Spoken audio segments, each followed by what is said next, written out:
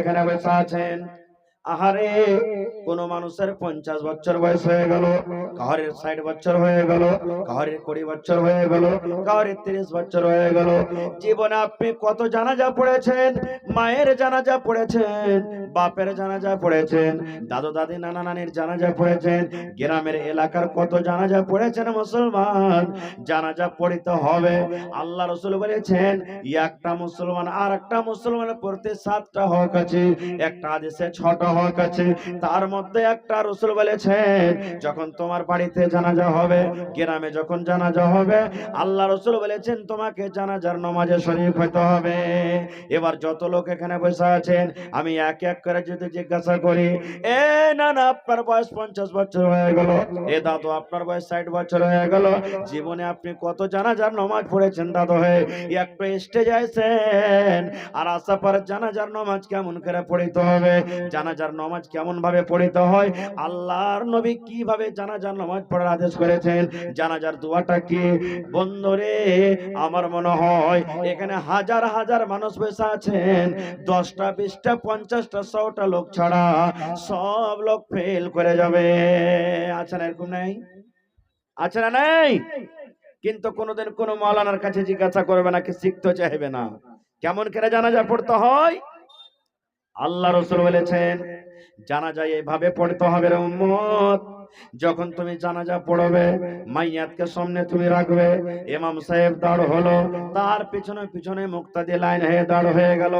এখানে আরো একটা কথা বলে দিই, জানাজার নামাজ যখন আমরা পড়িতে খাড়ো হই, কত ভাইকে দেখবেন যে চাপ্পল খুলে সাইডে রেখে দিবেন, কেউ দু পার মধ্যখানে রাখবেন, কেউ তো চাপ্পল খুলে দূরে রেখে দিলে, আর কেউ তো চাপ্পল তো খুলবে কিন্তু খোলার স্টাইল দেখেন, ওই চাপ্পলের ফিতে থেকে পাটাকে বের করে ওর পরে দাঁড় হয়ে থাকবে।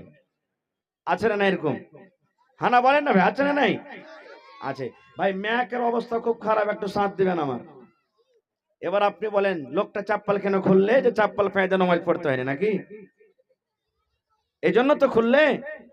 এবার আপনি বলেন যে চাপ্পালের পায়ে, চাপ্পালের উপরে দাঁড় হয়ে আছে, তো ওটা আর চাপ্পাল পিন্দা হলো না? হলো না? হলো না?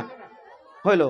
কান সোজা মনে ধরেন তাও কান ধরা হবে, আর ঘুরিয়ে যদি ধরেন তাও কান ধরাই হলো। হায় আল্লাহ! এ ভাই, যদি আপনার বিশ্বাস আছে যে না আমার চাপ্পাল ভালো আছে, কোনো গন্ধর ময়লা লেগে নাই, আপনি চাপ্পাল পিন্দা জুতা পিন্দা নামাজ পড়েন, কোনো মানা নাই, কোনো মানা নাই। এবার যদি আপনাকে বিশ্বাস না আছে যে কে জানি আমার চাপ্পালে কি আছে না আছে, তো ফিতে খুলে আপনার হবে না, চাপ্পাল খুলে আপনাকে সাইডে করতে হবে না, তো দু পার মধ্যখানে করেন। ভালো করে পিন্ডে থাকেন আর না তো দু পার মধ্যখানে করলেন আপনি চাপ্পাল খুলে।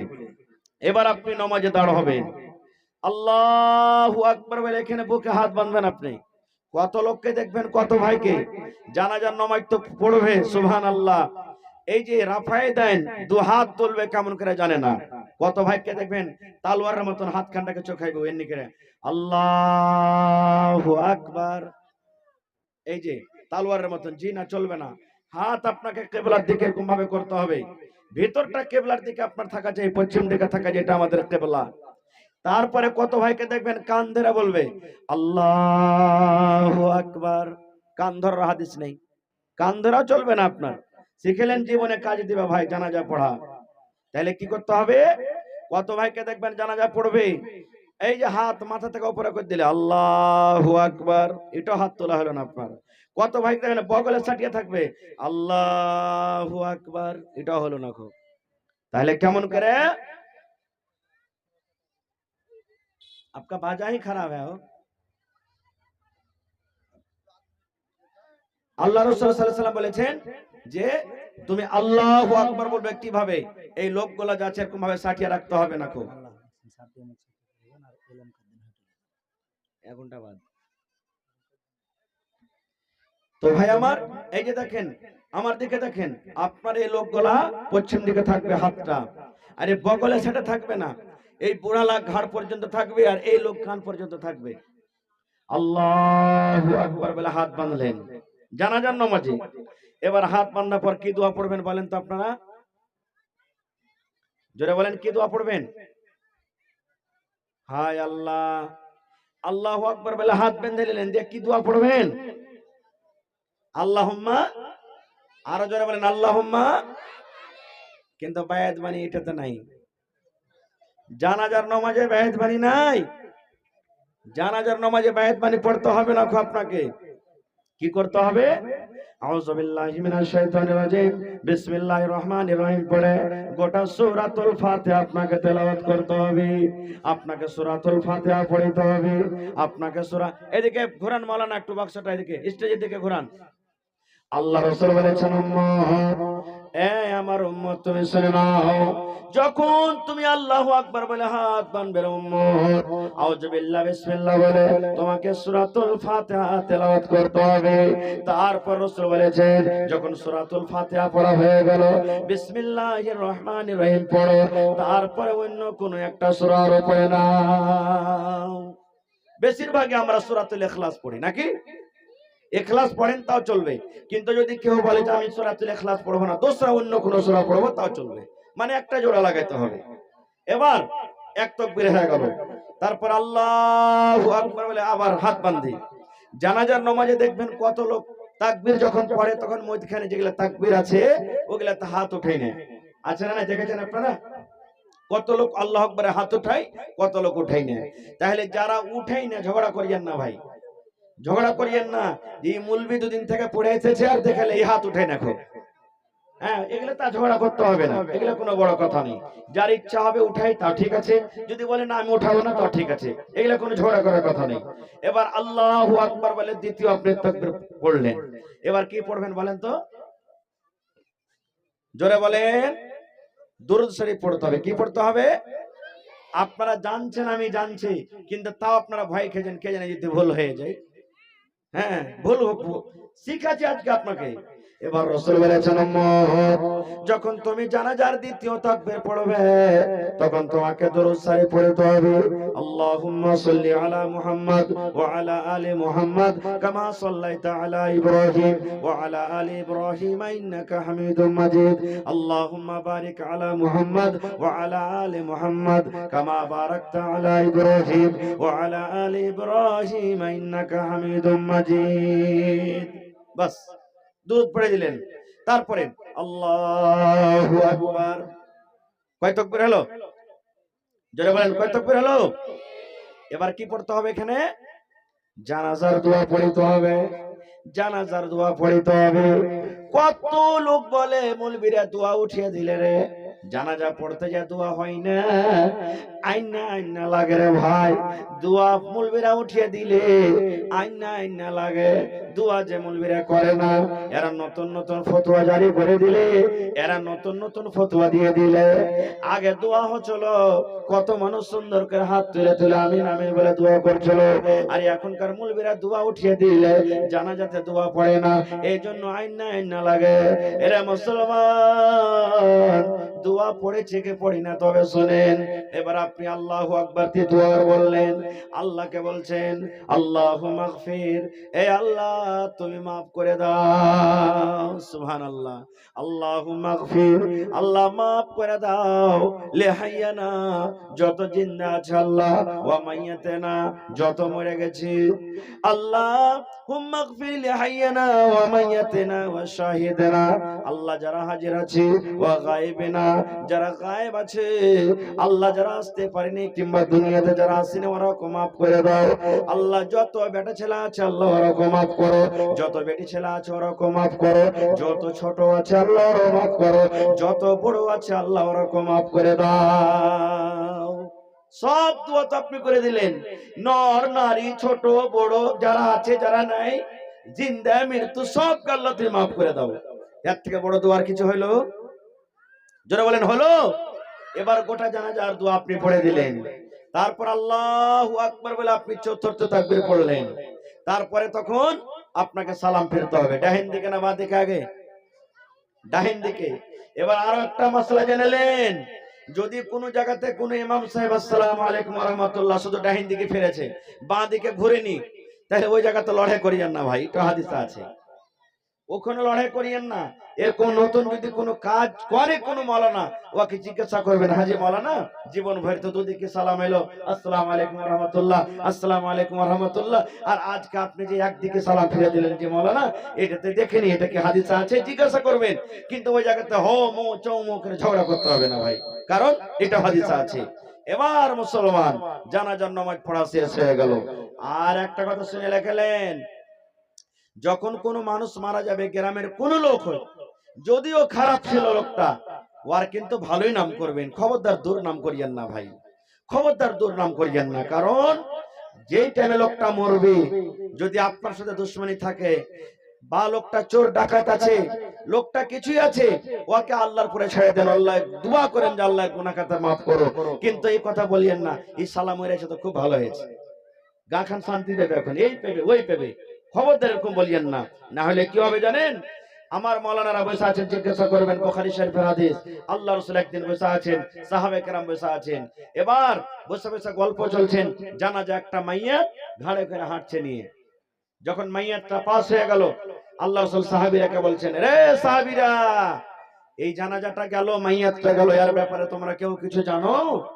তো সাহাবায়ে কেরাম খুব নাম করলে, হ্যাঁ হুজুর লোকটা খুবই ভালো, এরকম ওরকম নামাজি পরজি খুব ভালো, খুব নাম করলেন।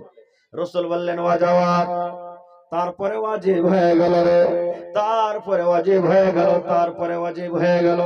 ঠিক কিছুক্ষণ পরে আরেকটা জানাজা চলে জামিয়া, রাসূল তার ব্যাপারে বলছেন, এই আমার সাহাবীরা, এই লোকটাকে তোমরা চিনো?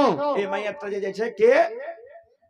সাহাবায়ে কেরাম তার খুব খারাপ নাম করলেন, হুজুর এই লোকটা কিন্তু ভালো নয় গো আল্লাহ রাসূল। তাই সেই লোকটা হলো এরকম, সেই লোকটা ওরকম, তার ব্যবহার ভালো ছিল না। এ করে করে মুসলমান প্রথম জানাজার ব্যাপারে সাহাবায়ে কেরাম সুনাম করলেন, সাহাবায়ে কেরাম নাম করলেন, লোকটা খুব ভালো, লোকটা খুব মুত্তাকি, লোকটা খুব পরেজগার, লোকটা খুব আল্লাহওয়ালা। এবার দ্বিতীয় জানাজা যখন পার করলেন, আল্লাহ রাসূলের সামনে সাহাবীরা বললেন, হুজুর এই লোকটা কিন্তু ভালো নয়। রাসূল তারও ব্যাপারে বললেন ওয়াজাবাত, এরপরে ওয়াজিব হয়ে গেল, এরপরে ওয়াজিব হয়ে গেল। সাহাবায়ে কেরাম বুঝতে পারলেন না, এবার বলছেন ইয়া রাসূলুল্লাহ, আল্লাহর নবী গো, আমরা বুঝতে পারলাম না, ওই লোকটার ভালো লোকটা ছিল, ভালো নাম করলাম তাও ওয়াজাবাত বললেন, আর এই লোকটা হলো খারাপ লোক, খারাপ গাইলাম তাও ওয়াজাবাত বললেন। ওয়াজাবাত মানে কি? ভালোর বেলা তো ওয়াজাবাত, আর খারাপের বেলা তো ওয়াজাবাত। ওয়াজাবাতের মানে হুজুর আমাকে বুঝিয়ে দেন। আল্লাহ রাসূল বললেন, ও মুসলমান ভাইরা শুনেলেন, আল্লাহ রাসূল বললেন, সাহাবীরি, যার তোমরা নাম করিলে, ভালো নাম করিলে, যার সুনাম করিলে, তার বেলাতে আমি ওয়াজাবাত বললাম। ওয়াজাবাত মানে ওয়াজাবাতিল জান্নাতু, তার জন্য আল্লাহ জান্নাতকে ওয়াজিব করে দিলেন, ওই লোকটা আল্লাহর জান্নাতে চলে যাবে, আল্লাহর জান্নাতে চলে যাবে। আর যার তোমরা দুর্নাম করিলে, লোকটা খারাপ, ওয়াজাবাতিন নারু, লোকটা জাহান্নামের ভিতরে চলে যাবে, তার জন্য জাহান্নামটা ওয়াজিব হয়ে গেল। কারণ মানুষের মুখ দিয়ে যেটা এখন কথা বের হয়, আল্লাহর ফেরেশতারা সে কথাগুলোকে নোট করতে থাকেন। নারে তাকবীর। তাহলে বুঝলেন, মরার পরে খবরদার খারাপ হইতে গেল তার দুর্নাম করিয়েন না খুব। এবার আমি বলছিলাম সূরাতুল ফাতিহা, সূরাতুল ফাতিহার দাম কি, যে আপনাকে নামাজে পড়তে হবে, 1 নম্বর দাম হয়ে গেল। 2 নম্বর ফজিলত শুনলেন ভাই মুসলমান, কত সুন্দর হাদিস। আবু দাউদ একটা হাদিস এসেছে যে আল্লাহর নবী সাল্লাল্লাহু আলাইহি সাল্লাম এবারে একবার কি করলেন, কিছু সাহাবীকে সফরে পাঠাইলেন, যাও তোমরা অমুক জায়গাতে যাও, চলে গেলেন, সফরে চলে গেলেন সাহাবে কেরাম। যেতে যেতে যেতে যেতে যেতে এবার থাকলেন যতদিন থাকার, আসার টাইমে, আসার সময়তে একটা গ্রামে ঢুকে গেলেন। ওই গ্রামটা হলো ইহুদির গ্রাম। গ্রামে ঢুকে গেলেন, ঢুকে যাওয়ার পর ওই মুসলমানরা বলছেন, সাহাবায়ে কেরাম বলছেন গ্রামের লোককে যে, এ ভাই তোমাকে গ্রামে আমাকে থাকতে দিবে না খো, আজ রাত মতন তোমাকে গ্রামে থাকবো, সকালে তখন এখান থেকে চলে যাব।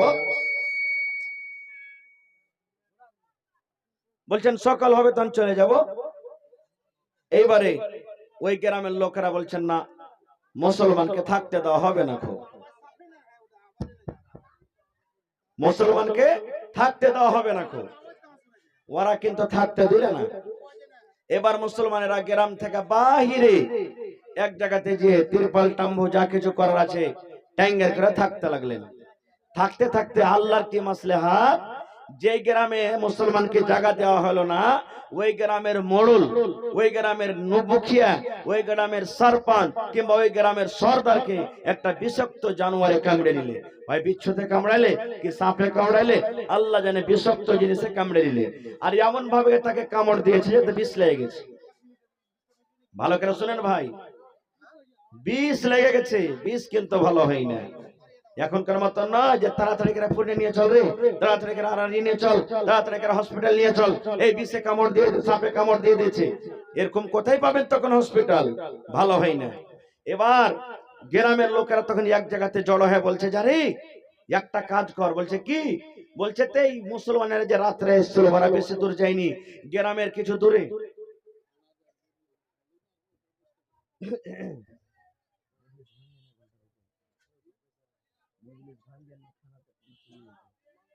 আপনারা বসে যান ভাই, বসে যান, আপনারা বসে যান। এত আপনারা বাজো বাজার করেছেন যে কহার কথা নেই। সব গলার आवाज सब भाई माइक माइक गिरिए नहीं, आवाज ऊपर भी नहीं। शिकायत आ रही है बार बार। आप ना बोल रहे टच है, बाहर से लोग आ रहे हैं, आवाज है ही नहीं कहीं। आवाज दीजिए। आवाज के लिए तो महफिल जम रही है, जब महफिल ही नहीं जम रही है, आपके आवाज नहीं है तो कहां से हो जाएगा? अब दीजिए, आवाज दीजिए। शिकायत आ रही है, हम तो यहाँ, आप यहाँ है ना।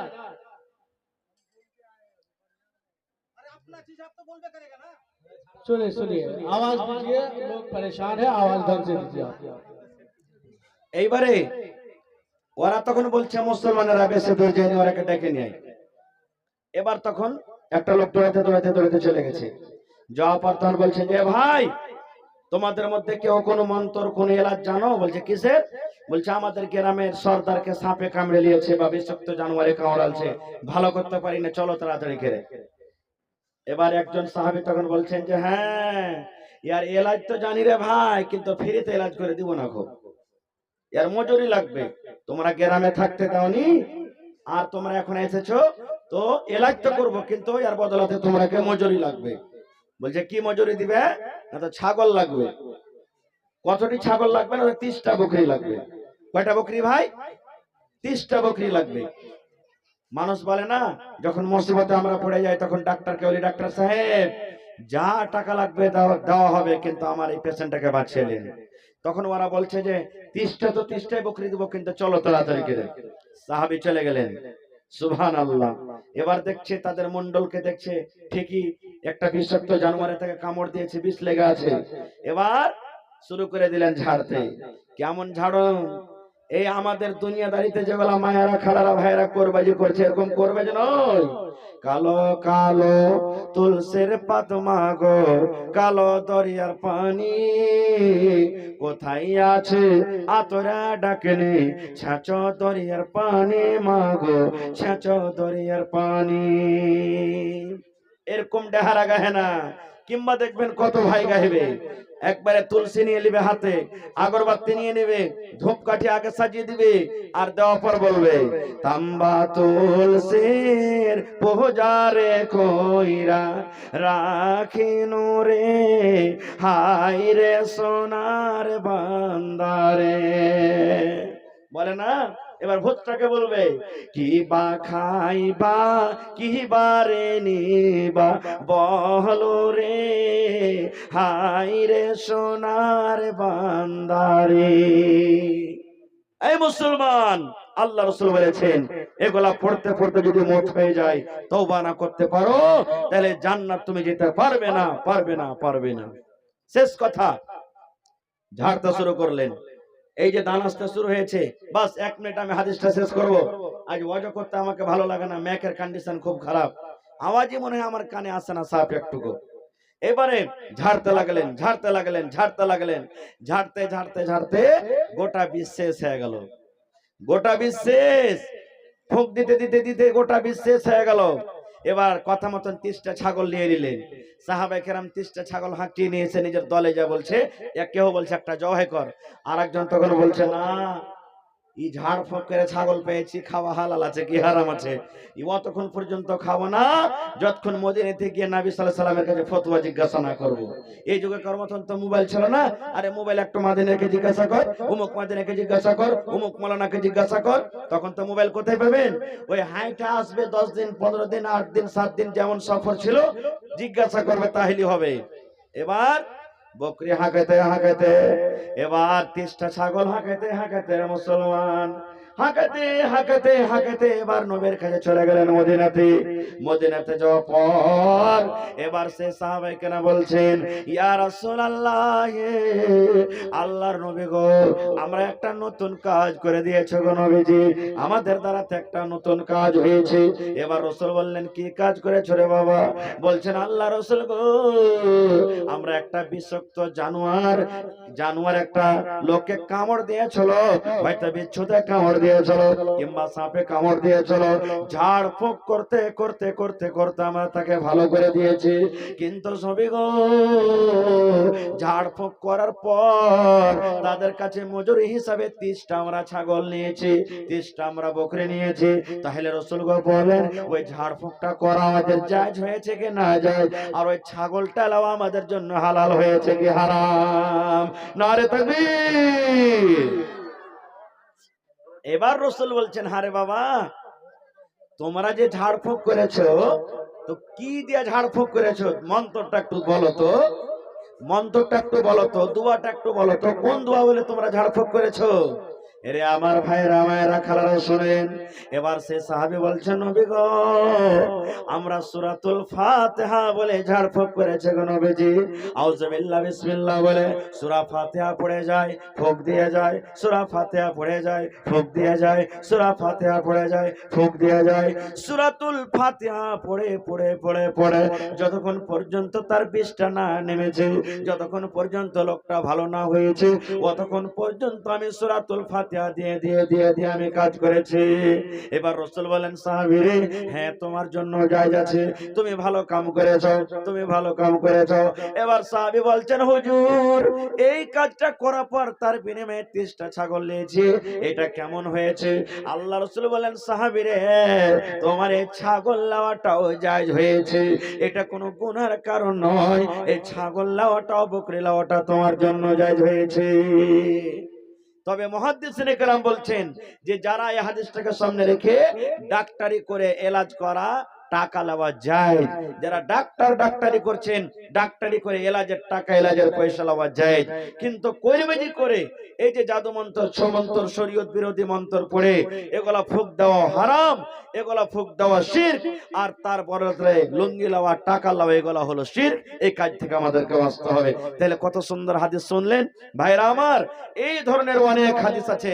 এবার আর একটা হাদিস শিখালেন। আল্লাহ তাবারাক ওয়া তাআলা 23 পারা কোরআন নাযিল করেছেন মুসলমান। 23 পারা আছে না নাই? আছে। 23 পারা আল্লাহ কোরআন নাযিল করেছেন। 23 পারা কোরআনের মধ্যে আল্লাহ তাবারাক ওয়া তাআলা প্রথমে নামাজ পড়তে বলেননি।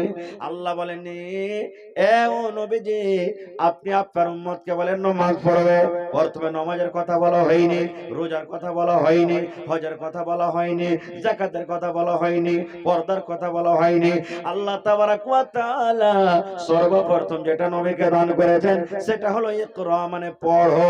ইকরা, পড়ো, পড়ো। পড়ার কথা আল্লাহ তাবারাক ওয়া তাআলা সর্বপ্রথম নাযিল করেছেন।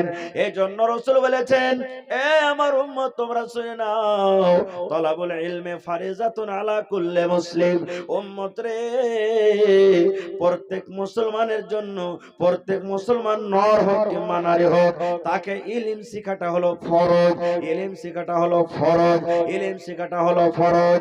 আজকে আপনারা কিছুদিন আগে এই মুসলমান দেখলেন যে আমাদের ভারতে যারা বৈজ্ঞানিক, ভারতের যারা সায়েন্সদা, তারা রোবট তৈরি করেছে, তারা চাঁদের উপরে যাওয়ার জন্য জাহাজ তৈরি করেছে, রকেট তৈরি করেছে।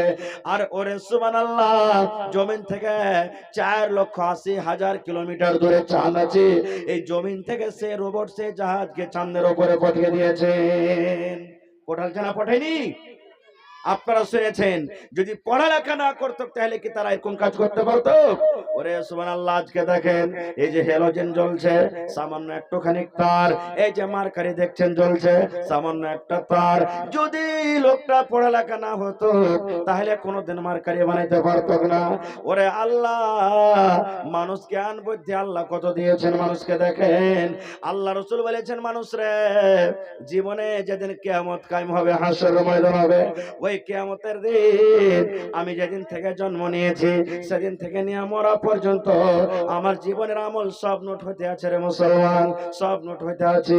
আল্লাহ আমাদের কাছে দুটা করে ফেরেশতা দিয়েছেন, একটা ফেরেশতা নেকি লিখতে আছে, একটা ফেরেশতা গুনাহ লিখতে আছে। এই করে করে জীবন পর্যন্ত লিখতে আছে। যেদিন আমি আপনি মরে চলে যাব, কিয়ামত কায়েম হবে, হাসরের ময়দান হবে, সেদিন আল্লাহ তাবারক ওয়া তাআলা নিজের জীবনের কিতাব, নিজের জীবনের কপি, নিজের জীবনের আমলটাকে আল্লাহ রাব্বুল আলামিন নিজের হাতে ধরিয়ে দেন। আপনার হাতে ধরাবে, আপনার হাতে ধরাবে, দুনিয়ার যত লোক আছে সমস্ত লোকের হাতে ধরিয়ে দিবে। এবার আল্লাহ বলবেন, ইকরা কিতাবাক, এ আমার বান্দা বান্দিরা, তোমরা নিজের আমল খানটাকে পড়ে নাও, নিজের কিতাব খানটাকে পড়ে নাও। এবার বলবেন, মাওলানা জীবনে আলিফ কেমন হয় জানি না, বা কেমন হয় জানি না, জিম কেমন হয় জানি না, মাওলানা কেমন করে কিয়ামতের দিন আমরা আমলটাকে পড়বো? আল্লাহ রাসূল বলেছেন, উম্মত রে, আল্লাহ রাব্বুল আলামিন মানুষকে কিয়ামতের দিন এমন জ্ঞান দেবে, এমন বুদ্ধি দেবে, মানুষ সেদিন দুনিয়াতে পড়ালেখা না হতে গেল, আখিরাতে সেই আমলটাকে মানুষ নিজে পড়িতে পারবে, নিজে পড়িতে পারবে, নিজে বুঝতে পারবে, নিজের আমলখানাকে জানতে পারবে। তাইলে বন্ধু, পড়ার এত দাম। আল্লাহ রাব্বুল আলামিন কিয়ামতের দিন মানুষকে বলবেন, মানুষ রে, তুমি তোমার আমলনামা খানটাকে পড়ে নাও। আজ আমরা মুসলমান নিজের ছেলে মেয়েরাকে তালিম দেই না রে, আজকে আমরা মুসলমান নিজের ছেলে মেয়েরাকে পড়িতে দিই না। আজকে বলছে এই মাদ্রাসাটা হলো ফকিরা পড়া, আরে মৌলবি মানে কি হবে, 4000 5000 7000 টাকাতে তোকে মক্তবে থাকতে হবে, মাদ্রাসাতে পড়াইতে হবে। এই জন্য আমরা তালিম থেকে দূরে হয়ে গেছি মুসলমান। আপনার ছেলেকে ইঞ্জিনিয়ার বানান, আপনার ছেলেকে প্রফেসর বানান, আপনার ছেলেকে মাস্টার বানান, আপনার ছেলেকে ডাক্তার বানান, দুনিয়ার যত পড়া আছে আপনার ছেলেকে দেন রে মুসলমান। কিন্তু দুনিয়ার ইলমের দেওয়ার সাথে সাথে আপনার ছেলেকে দিনের ইলম তো দিতে হবে। যদি দিনের ইলম না দেন, হইতে পারে আপনার ছেলেটা শরীয়ত থেকে দূরে চলে যাবে। আর খবরদার খবরদার, জীবনে কোনোদিন মাদ্রাসাকে এগারত করবেন না। আপনারা জানছেন দুনিয়ার মানুষ আজকে মসজিদ বন্ধ করে না, কেন করে না? এটা ইবাদতের জায়গা। কিন্তু মুসলমান, আপনার মাদ্রাসার পরে নজর আছে, মাদ্রাসা যেন মুসলমানের বন্ধ হয়ে যায়। কেন বন্ধ হয়ে যায়? আজকে ওরা জানছে মুসলমানের যদি মাদ্রাসা বন্ধ হয়ে যায়, মুসলমানের ঈমান শেষ হয়ে যাবে। ঈমান শেষ হতে গেলে ইসলাম হারিয়ে যাবে, ইসলাম বুঝবে না, ইসলাম কি জিনিস জানবে না, আস্তে আস্তে তখন আমাদের দলে চলে আসবে। এই জন্য মুসলমান, মাদ্রাসা আছে তো আপনি আছেন, মাদ্রাসা আছে তো দুনিয়া আছে, মাদ্রাসা আছে তো ঈমান আছে, মাদ্রাসা আছে তো মুসলমান আছে। আর মাদ্রাসা যদি না থাকে, মুসলমান দুনিয়াতে থাকবে না, মুসলমানের ঈমান থাকবে না, মুসলমান দুনিয়া থেকে মিটে যাবে, শেষ হয়ে যাবে। এই জন্য মাদ্রাসার দরকার আছে। একটা ঘটনা বলি যে আপনার সামনে, এর আগে হয়তো কোন জালসাতে বলেছি। আল্লাহুস সামাদ, এক বাপ জমিন বিক্রি করে করে বেটাকে পড়ালছে, এমবিবিএস ডাক্তার, বড় ডাক্তার হয়েছে। বাপ বুড়া হয়ে গেছে, বাপ মরে গেছে। এবার ইমাম সাহেব জানাজার সামনে এসে বেটাকে বলছেন, ডাক্তার সাহেবকে, ডাক্তার বাবু, আপনার বাপ মরেছে, বেটা বাপ মরেছে, এই জন্য আপনি হলেন তার ছেলে, আপনার বেশি হক যে আপনি নিজের বাপের জানাজা নিজে আপনি পড়িয়ে দেন আজকে। ওরে সুবহানাল্লাহ, যখন কথাটা বলা, ওই ডাক্তারের চোখ দিয়ে ঝরঝর ঝরঝর করে পানি ঝরতে লাগলো। ওই ডাক্তার কাঁদতে লাগলো। কেন কাঁদতে লাগলো? গ্রামের লোকেরা বলতে লাগলো, ও ডাক্তার বাবু কেন কাঁদছেন? আপনার বাপ মরে গেছে, আল্লাহ যতদিন হায়াত দিয়েছে দুনিয়াতে থাকলো, এখন আল্লাহর পেয়ারা হয়েছে, তবে কেন কাঁদছেন? এবার ডাক্তার সাহেব বলছেন, ও গ্রামের লোকেরা, মাওলানা, আমার বাপ মরেছে এই জন্য আমি কান্দি না, আমার বাপ দুনিয়া থেকে চলে গেছে, এজন্য কান্দি না। এই জন্য আমি কান্দি মাওলানা। আমার বাপ জমিন বিক্রি করে করে, আমার বাপ গরু বিক্রি করে করে, আমার বাপ ছাগল বিক্রি করে করে, আমার মা গয়না বিক্রি করে করে আমাকে পড়িয়ে লেখে এমবিবিএস ডাক্তার করেছে। আজ আমি মাসে 2 লক্ষ 3 লক্ষ টাকা আমি ইনকাম করি। কিন্তু মাওলানা আজকে যে আপনি বললেন তোমার বাপের তুমি হক রাখো, জানাজা নামাজটা তুমি পড়িয়ে দাও। মাওলানা আজকে আমার বাপ বড় ডাক্তার করে গেছে, আমার মা বড় ডাক্তার করেছে, কিন্তু মাওলানা এমন আমি ইলম শিখেছি, এমন আমি ইলম শিখেছি, টাকা তো ইনকাম করতে পারবো, কিন্তু যেই বাপ জমিন বিক্রি করে আমাকে ডাক্তার করেছে, সেই বাপের জানাজার নামাজ পড়ার আমার হিম্মত নাই, ক্ষমতা নাই। কারণ আমি জানাজা কেমন করে পড়িতে হয়, জানাজার দোয়া আমি জানি না কেমন করে জানাজা পড়ো। সুবহানাল্লাহ। তো ভাই আমার, তাহলে আল্লাহ বাচ্চা রাখে, ইনশাআল্লাহ এই বিষয় নিয়ে আবার কোনোদিন আলোচনা করব। তবে আজকে মাদ্রাসার জন্য যেমন গত বছর আপনারা মহব্বত ভালোবাসা দেখি, আমার এখানকার মায়েরা খালারাও খুব দানি, আমার ভাইয়েরা খুব দানি। আপনি 1 টাকা দিবেন তো আপনার কাছ থেকে 1 টাকা নিব। কমিটির লোককে বলবো মা খালারকে পিন্ডালে তাড়াতাড়ি চাদর দিয়ে পাঠান, যত তাড়াতাড়ি পারবেন মা খালারকে পিন্ডালে চাদর দিয়ে পাঠান। আপনাকে বলবো দেখি কোন আল্লাহর বান্দা আছেন, 2টা লোক দেখি 10,000 10,000 করে দিবেন, 2টা লোক দেখি 20,000 20,000 করে দিবেন, 5টা লোক দেখি 5,000 5,000 করে দিবেন, এবং 50টা লোককে দেখবো আজকে জলসাতে 1,000 2,000 1,000 2,000 করে দিবেন, 100টা লোককে দেখবো 500 500 করে দিবেন। তো আসেন তো দেখি কোন আল্লাহর বান্দা আছেন। মায়েরাকে বলবো, খালারাকে বলবো, এই গত রাত্রে জংলাতে জলসা ছিল, সুবহানাল্লাহ, একজন আমার খালা যান হাতের বালা আংটি আর আপনার এই নাকের নাকমণি ক্যাথা আর যত আপনার কাঁসার বর্তন আছে সব স্টেজে এসে রাতের বেলাতে হাজির করে দিয়েছে, সুবহানাল্লাহ। আজ দেখি জালসাতে কোন মা আছেন কাঁসার বদনা, কাঁসার থালি, কাঁসার গিলাস, কাঁসার পেয়ালা, গলার হার, নাকের নাকমণি, কানের বালি, সুবহানাল্লাহ। আজ দেখি কোন আমার মা খালা একটা এই মাদ্রাসার জন্য একটা ছাগল দান করতে পারবেন। তাই চান তো দেখি সর্বপ্রথম কোন আল্লাহর বান্দা আছেন, একটা লোক 10,000 টাকা দিবেন, একটা লোক 20,000 টাকা দিবেন, একটা লোক 15,000 টাকা দিবেন। এটা গরিব মাদ্রাসা ভাই, আপনাদেরই ছেলে মেয়ে পড়ছে, মইরা কবরে চলে যাবেন, আল্লাহ আপনার কবরে নাকি পৌঁছাতে থাকবে। তবে দেখি কোন আল্লাহর বান্দা বান্দি আছেন, একটা লোক 5,000 টাকা, মাওলানা আমি 100 সেফটি বালুর দাম দিলাম, মাওলানা আমি 100 সেফটি গিফটের দাম দিলাম, মাওলানা আমি 100 সেফটি ইটার দাম দিলাম। আসেন দেখি আল্লাহর হস্তে, মাশাআল্লাহ। এই যে একজন আমার কোন ভাই আমার হাতে 1,000 টাকা সর্বপ্রথম দান দিয়েছেন, নারে তাকবীর, মাশাআল্লাহ। 1,000 50 কলম চেয়েছি, হাজার হাজার করে, তার মধ্যে 1 কলম পুরো হয়ে গেছে, ইনশাআল্লাহ 49 কলম আছে, পুরো হয়ে যাবে। এটা আমার ভাই কে দিলেন 500 টাকা, ভাই চলে গেলেন নাকি আর ভাই? এই দেখেন মহিলা পিন্ডাল থেকে 500 টাকা, মা খালাকে পিন্ডালে চাদর দেন ভাই, তাড়াতাড়ি চাদর দিয়ে পাঠান, সুবহানাল্লাহ। একজন আমার ভাই গরিব মানুষ সোহরাব আলী সাহেব 500 টাকা দান করলেন, মাশাআল্লাহ, জাযাকাল্লাহ। রব্বানা ইন্নানা আমান্না ফাগফির লানা যুনুবানা ওয়া কিনা আযাবান নার। হে পাক পরওয়ারদিগার, আমার একজন ভাই 500 টাকা, আমার একজন ভাই 500 টাকা, আল্লাহ মহিলা পেন্ডাল থেকে একজন আল্লাহ 500 টাকা, আর একজন ভাই আমার 1,000 টাকা দান করলেন, আর একজন ভাই আমার 500 টাকা দান করলেন। এ পাক পরওয়ারদিগার, আল্লাহ জানি না তারা কে নিয়াতে দান করে গেল, আর একজন ভাই আমার 500 টাকা দান করে গেল, আল্লাহ তার দান তুমি কবুল করে নাও। আর একজন ভাই আমার 200 টাকা দান করে গেল, আল্লাহ তার দান তুমি কবুল করে নাও।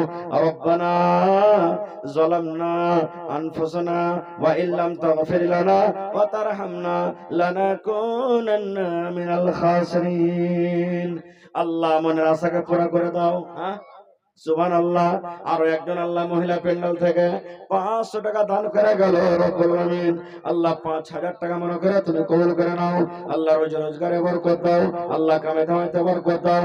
আল্লাহ যারা কবরে চলে গেছেন তারকে কবরে তুমি জান্নাতের বিছানা দিয়ে দাও। একটু উঠেন ভাই আপনারা তাড়াতাড়ি করে। আছেন আমার পরে আরো যোগ্য যোগ্য আলিম আছেন, আমার বড় ভাই মাওলানা তহিদ আলম সাহেব সালফি, আমার ভাই মাওলানা সিরাজুল ইসলাম সাহেব সালফি, দুইজন যোগ্য যোগ্য আলিম বসে আছেন। আমাকে এখান থেকে বিদায় করবেন তাড়াতাড়ি, ওরা একের পর এক চলে আসবেন। আপনারা লেট না করে যত তাড়াতাড়ি করে পারবেন আপনারা দিয়ে যান, সুবহানাল্লাহ। আল্লাহ আমার একজন মামু, এটা সুবহানাল্লাহ। আল্লাহ একজন মামু আমার আল্লাহ 500 টাকা দান করে গেল। ওরে আল্লাহ, আল্লাহ আমার নানি জান সুবহানাল্লাহ সেতারা খালার মা আল্লাহ স্বামী নাই কবরে চলে গেছে রব্বুল আমিন 1000 টাকা জমা করে গেল। আল্লাহ 1 লক্ষ টাকা